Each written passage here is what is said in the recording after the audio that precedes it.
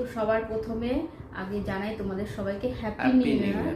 তোমাদের এই বছরটা খুব ভালোভাবে কাটুক।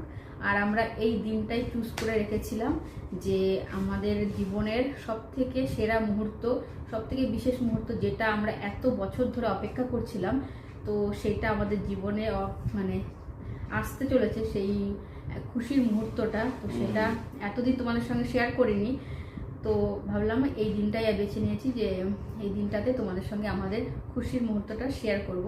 তো সেটা হচ্ছে সেটা হচ্ছে আমাদের কি বলো, আমাদের জীবনের সবথেকে বিশেষ মুহূর্ত, সবথেকে খুশির মুহূর্ত, when someone is coming soon।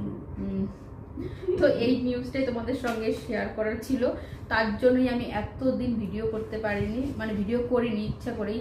কি করব, ভালো লাগছিল না, আর একা একাই থাকতাম, উনি তো অফিসে চলে যেত। আর এই মানে আমার এই জার্নিতে বেশিরভাগ দিনই ওনার